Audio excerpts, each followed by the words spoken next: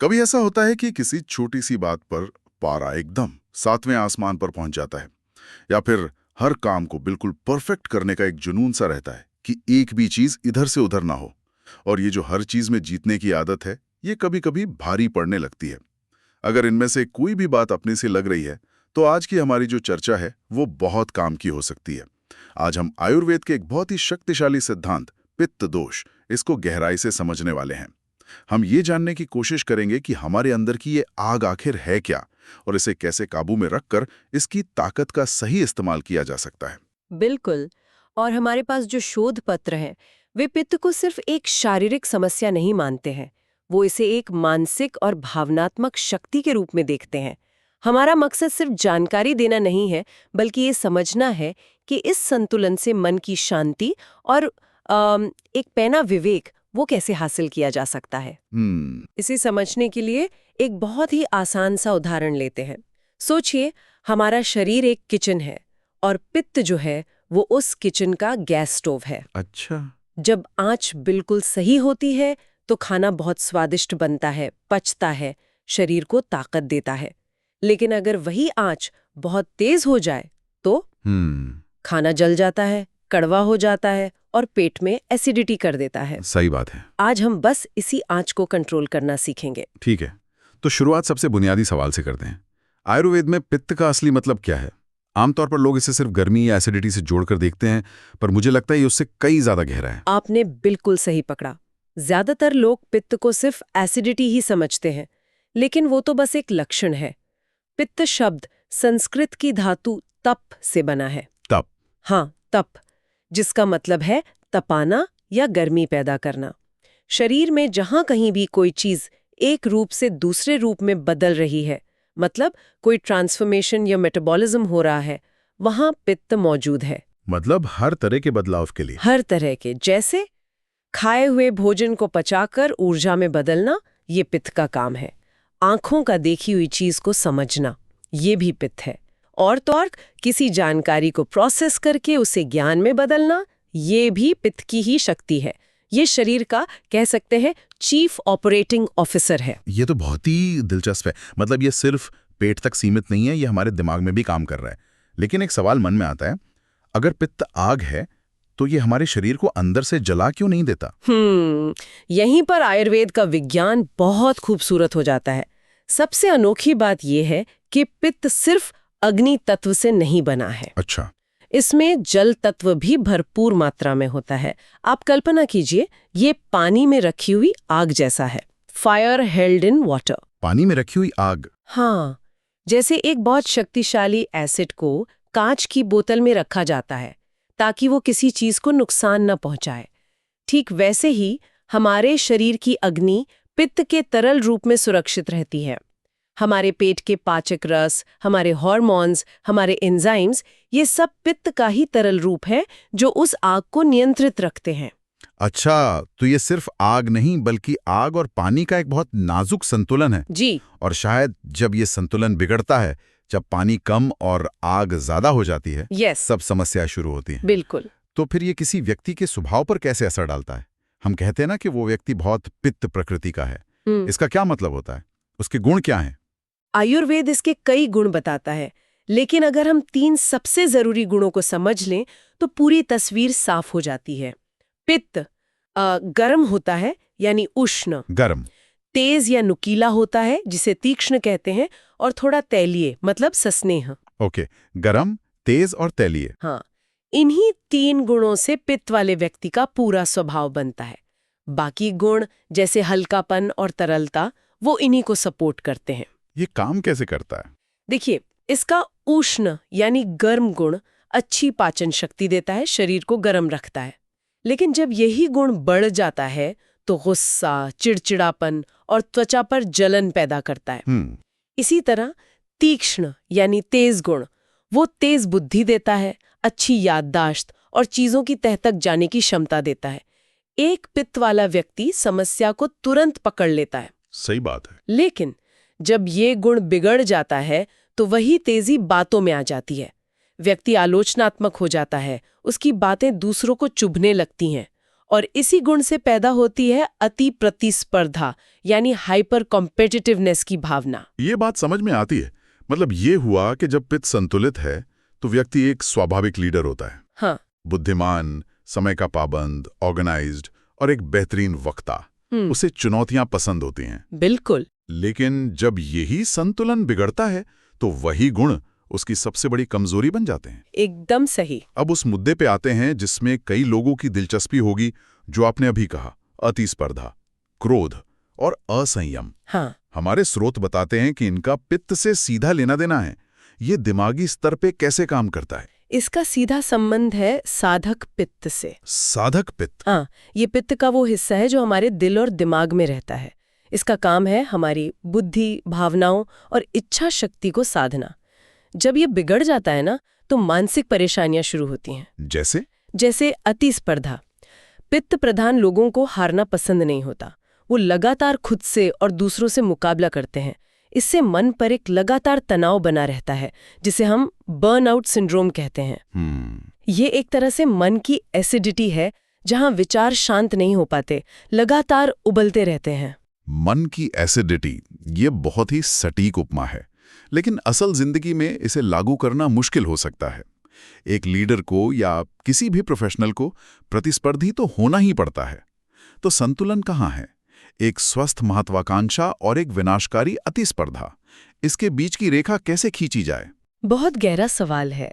रेखा खिंचती है इरादे से। जब तक प्रतिस्पर्धा खुद को बेहतर बनाने के लिए है, तब तक वो स्वस्थ है। लेकिन जब वो दूसरों को नीचा दिखाने या हर कीमत पर जीतने की होड़ बन जाए, तो समझ लीजिए साधक पित्त बिगड़ चुका है। अच्छा। तब हमारा शरीर हमेशा फाइट मोड में रहता है, जिससे सहनशीलता कम हो जाती है, दिमाग गर्म रहता है और छोटी छोटी गलतियां भी बर्दाश्त नहीं होती। इसी को हम शॉर्ट फ्यूज कहते हैं। और शायद इसीलिए आलोचनात्मक स्वभाव भी बढ़ जाता है। बिल्कुल। जब पित्त का तीक्ष्ण गुण हावी हो जाता है, तो व्यक्ति को दूसरों में गलतियां बहुत जल्दी नजर आने लगती हैं। उसकी भाषा तीखी और चुभने वाली हो जाती है। हम सब ने ऐसे मैनेजर्स देखे हैं जो हर ईमेल में गलतियां निकालते हैं। हाँ, बिल्कुल। और जिनकी वजह से टीम में तनाव रहता है। आयुर्वेद की नज़र से देखें तो ये उनका स्वभाव नहीं, बल्कि उनके बढ़े हुए तीक्ष्ण गुण का लक्षण हो सकता है। ये जानना बहुत जरूरी है, क्योंकि अगर कोई ये समझ जाए तो शायद उसे गुस्सा करने के बाद जो गिल्ट होता है वो भी कम हो सकता है। उसे लगेगा कि ये मेरी कोई स्थायी कमी नहीं, बस शरीर में एक इम्बैलेंस है जिसे ठीक किया जा सकता है। एकदम। आपने अभी साधक पित्त की बात की और शुरू में पाचन की। ये थोड़ा कंफ्यूजिंग है। क्या ये एक ही पित्त है जो इतने सारे अलग अलग काम कर रहा है, या इसके अलग अलग हिस्से हैं? नहीं, आयुर्वेद शरीर की व्यवस्था को बहुत गहराई से समझता है। वो पित्त को 5 अलग अलग प्रकारों में बांटता है और हर एक का अपना एक खास काम और अपनी एक जगह है। अच्छा, 5 तरह के? हाँ, 5।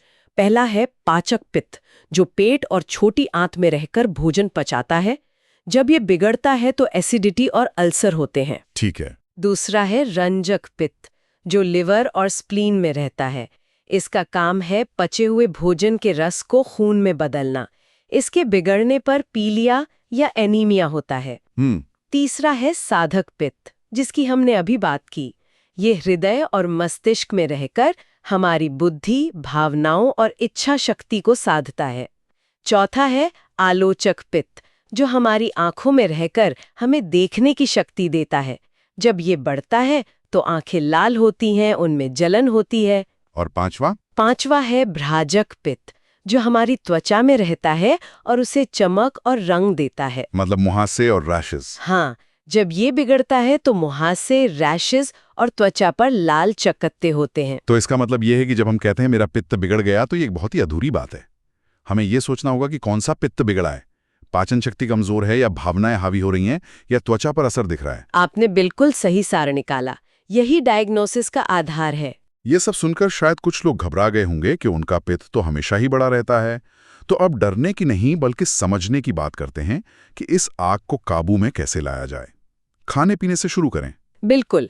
सिद्धांत बहुत सरल है, जैसे को तैसा काटता है। हमें पित्त के गुणों से उल्टे गुणों वाली चीजें खानी है। क्योंकि पित्त गर्म, हल्का और तेज है, तो हमें ठंडा, भारी और सौम्य भोजन करना चाहिए। एकदम।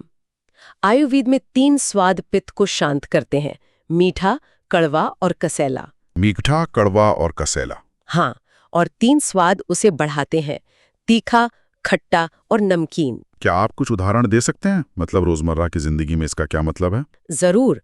मीठे स्वाद का मतलब चीनी नहीं है, बल्कि प्राकृतिक रूप से मीठी चीजें हैं, जैसे अनाज में बासमती चावल, गेहूं, जौ। दालों में मूंग दाल पित्त के लिए सबसे अच्छी है।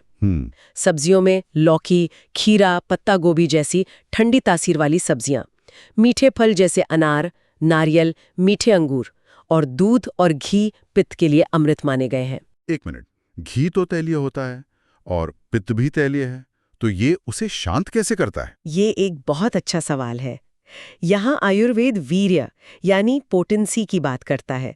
घी का गुण तैलीय है, लेकिन उसका वीर्य यानी शरीर पर असर डालने की शक्ति वो ठंडी होती है, शीतल। अच्छा। इसलिए वो पित्त के गर्मी को शांत करता है बिना उसे सुखाए। इसीलिए घी को पित्त के लिए सबसे अच्छी औषधि माना गया है। ये तो बहुत ही महत्वपूर्ण जानकारी है। और क्या न खाएं, इसकी लिस्ट भी सीधी है। तीखी, खट्टी और नमकीन चीजें जैसे लाल मिर्च, लहसुन, सिरका, अचार। गर्म तासीर वाले फल जैसे पपीता और अनानास। और सबसे जरूरी उत्तेजक पेय जैसे कॉफी, चाय और शराब। इनसे बचना चाहिए। हाँ, ये तो आग में घी का काम करते होंगे। बिल्कुल, ये पित्त को जंगल की आग की तरह फैलाते हैं। और एक नियम जो हमारे शोध में बार बार आया है, भूख लगने पर तुरंत खाना खाएं। ऐसा क्यों? क्योंकि पित्त प्रधान व्यक्ति की पाचन अग्नि बहुत तेज होती है। अगर उसे समय पर भोजन नहीं मिलता ना, तो वो अग्नि शरीर के अपने ही ऊतकों मतलब टिश्यूज को पचाना शुरू कर देती है। ओहो। हाँ, जिससे एसिडिटी और चिड़चिड़ापन दोनों बढ़ जाते हैं। इसलिए पित्त वालों के लिए व्रत रखना या खाना छोड़ना बहुत नुकसानदायक हो सकता है। ये तो हुई आहार की बात। इसके अलावा हमारी जीवन शैली, योग और प्राणायाम से इस बढ़ी हुई आग को कैसे शांत किया जा सकता है? जीवन शैली में छोटे छोटे बदलाव बहुत प्रभावी होते हैं, जैसे सूरज उगने से पहले उठना, क्योंकि दिन चढ़ने के साथ गर्मी और पित्त दोनों बढ़ते हैं। हफ्ते में एक बार नारियल या सूरजमुखी के तेल से मालिश करना बहुत फायदेमंद है, क्योंकि ये तेल ठंडी तासीर के होते हैं।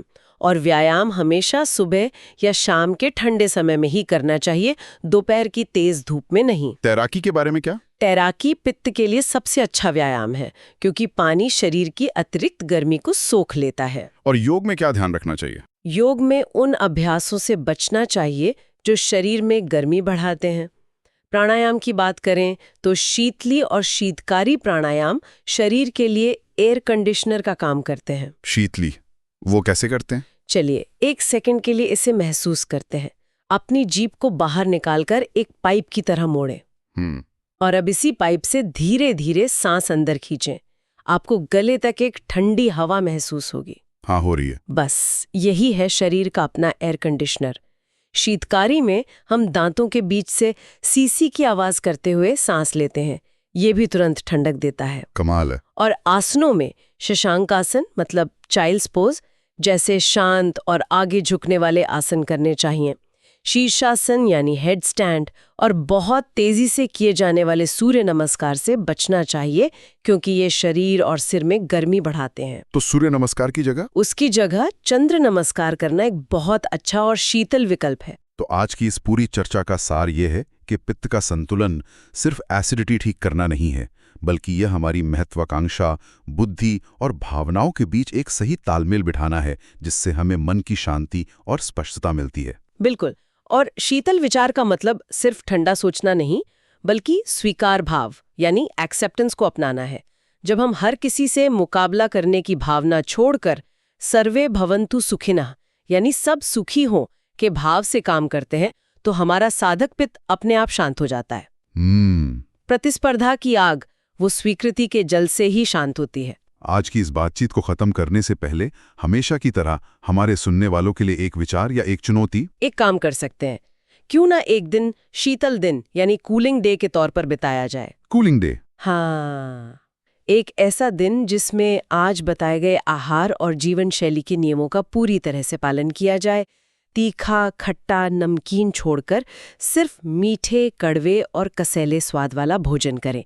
सुबह शीतली प्राणायाम करें, दोपहर में नारियल पानी पिएं और शाम को बिना किसी मुकाबले की भावना के बस टहलें।